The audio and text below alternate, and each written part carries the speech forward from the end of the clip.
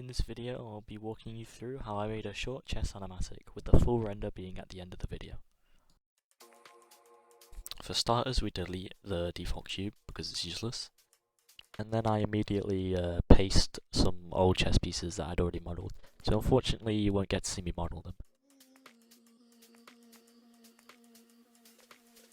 Here I'm importing an HDRI, which I strongly recommend to everyone because it can very quickly help bring your scene to life with realistic lighting. I realised here that I wanted my pawn to have hand models here, so I went online and just downloaded that, because why would I do it myself if it's already there for me? And as you may have noticed just there, I made a small rig for the pawn so it can bend. So the idea is I wanted this pawn to be kind of scared to move forward. But then he does his move, and he's proud, and he puts his hands on his hips in triumph and leans back. So that's why I needed this hand model here, and why I've added the 2 bones to the pawn. Honestly, at first I found the wood texture on the hands to be really off-putting for some reason. I don't know, they just looked too similar to human hands, but in a weird way where it was kind of creepy. And here I spent longer than I would like to admit trying to form a clenched fist with this hand right now, the rig. But the fingers were really slender, so it kind of looked kind of off. It didn't look tight like a fist, but it didn't really need to be, so it was alright in the end. And so naturally I started debating maybe I should have actually modelled it myself rather than just stealing it from online. But originally I was trying to challenge myself to do this within an hour. It took, I'd say, probably an hour and a half, closer to 2 hours than an actual hour, so I scrapped that. But hopefully, because I spent a little more time on it, you'll find the end result even better, which you'll see at the end. I was adding eyes here for a little more expression and stuff, and I realised that the rig wasn't in its rest position, and so I was trying to mirror it across the pawn, and then it just wasn't working.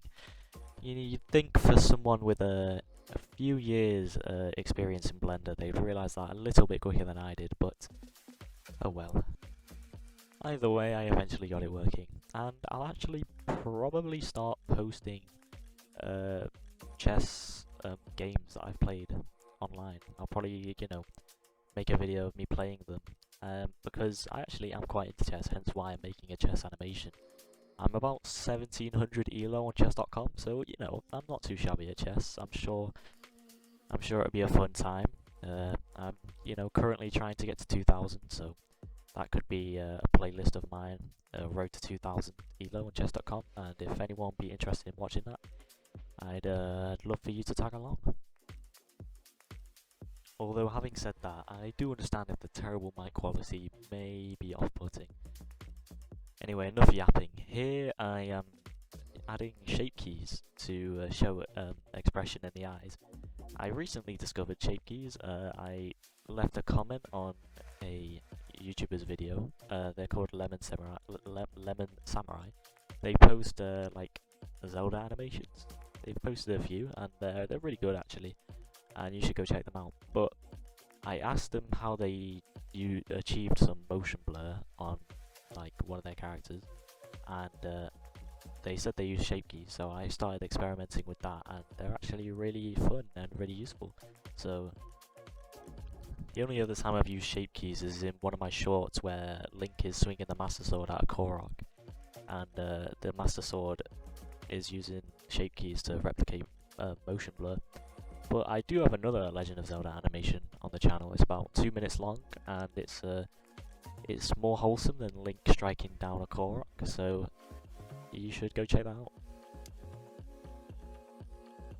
Here I'm just doing all the boring stuff, parenting the eyes to bones and stuff, but it has to be done. I've been planning out and designing some characters for a future animation which are chess themed, but they're not actual chess pieces, they're just inspired by chess pieces, so it'll be a bit more interesting than the finished animation here. But you'll probably see me posting concept art for it, because posting an animation every video can be quite tedious. So just posting some concept art can, like, you know, it will be quicker and easier to put out some content, which hopefully you guys will enjoy. Here I'm just experimenting with the camera position, and you can see I've directed the eyes kind of inwards and looking down to show that the pawn is kind of nervous.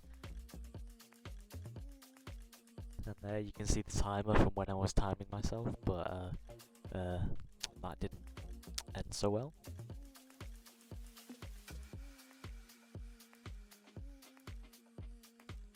Okay, finally I'm now getting to the fun stuff. I'm finally actually animating the movement of the pawn and stuff. And you can see here that I do replay my animations a lot. I watch over them a lot before adding like any new keyframes, which I assume probably most animators do, so it's nothing special, but you will see a lot of repetition in the, what do you call it, in the time lapse. Here you can see that I'm like animating the pawn like rotating and spinning. Here it's basically he's like looking around before making his move to see if any pieces are going to come and attack. Because when I'm finished, I am going to add like a full board of pieces. They're just not here yet. Clearly, when he does eventually make his move, he overlooked the bishop in the corner. As many new chess players do. As for the actual animating process, I've blocked out the pose from his starting square to the square he moves on to. And once you've got those two poses, rather than going in chronological order, doing each keyframe after each keyframe, it's much easier to like mold poses around those two main poses, rather than just doing it all in a straight line. Basically, block out your main poses first, and then do like the in-between poses separately.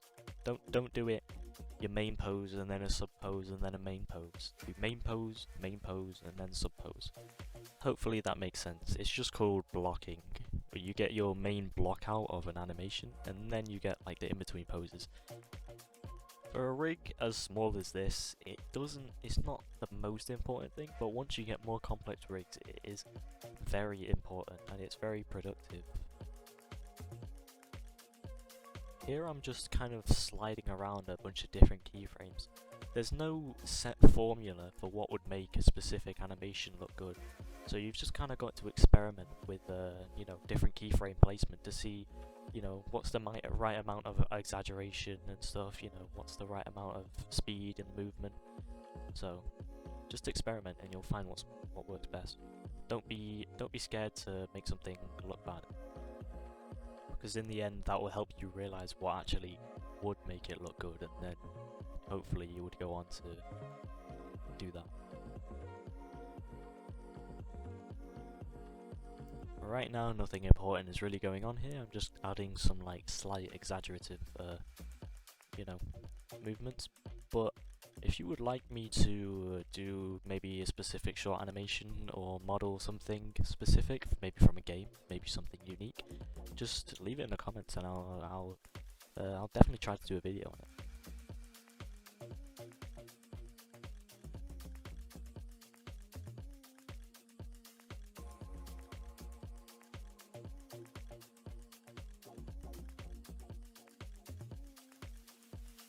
Here I'm finally adding the leaning back in triumph for the pawn, which is you know, I think it's a nice little touch.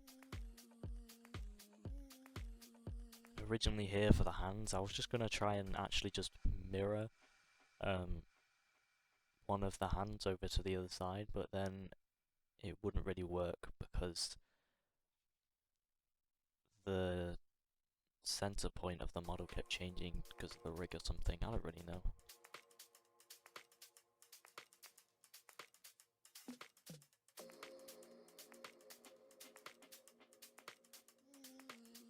Here you can see I'm adding like slight delays for the eyes, so when the pawn leans back, his eyes kind of go up with the rest of the body, but then like they kind of drift a little more upwards after the main body stopped moving. It does add a little bit of exaggeration, and I've done it for the hands as well. Just adds a little bit of sway and makes the whole animation look a little less what's the word?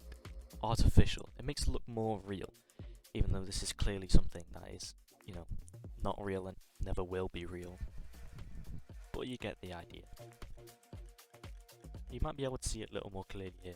Rather than him landing with his hands in front of him, he lands and then the momentum is transferred to his hands, which are then flung in front of him after he's landed. It adds that like sway and just, you know, makes it feel more real with actual like, you know, physics that makes sense.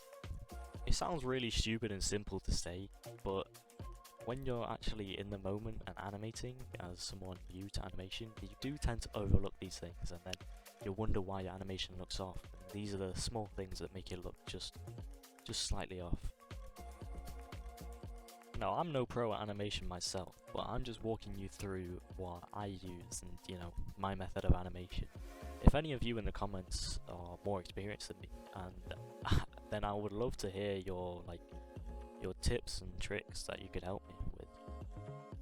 Though I do know what I could have done better here, because here I was using shape keys again to try and make like angry eyes, but they don't really look like angry eyes. I should have looked at like a reference for stereotypical cartoonish angry eyes rather than them, because they don't really hit the mark, and I could change them, but it's too late now. I can't be bothered. So there's a tip for everyone. Make sure you always use a reference, even if I didn't. Do as I say, not as I do.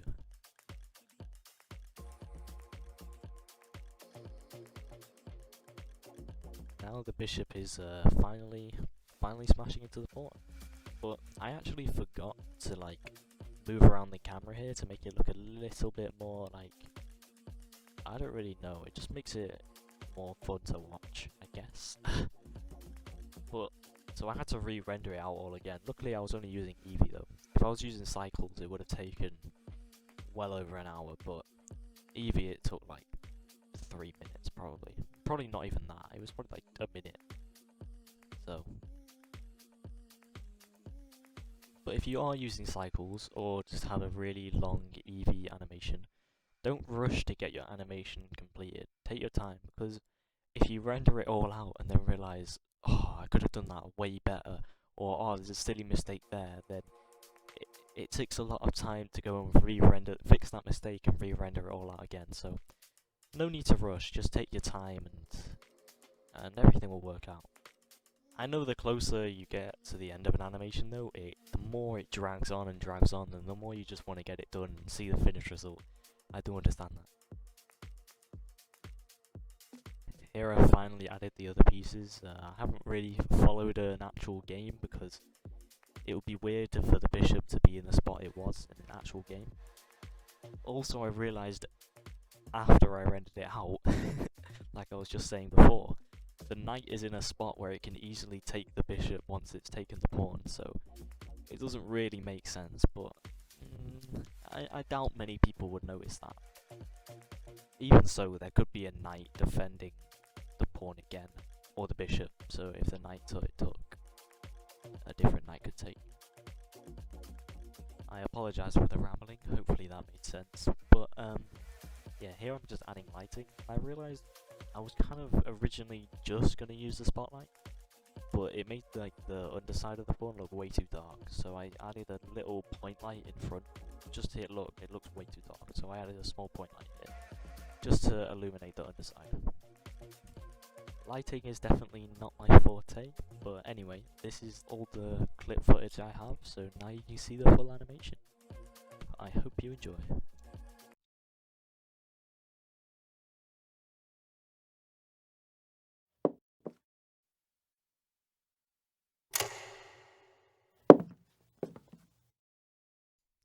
Nothing spectacular, but it was just a fun animation, which, you know, hopefully you guys enjoyed watching the thought process behind it and how I made it. So thanks for watching. I also will be posting this animation on my shorts and another chess animation, so go check that out.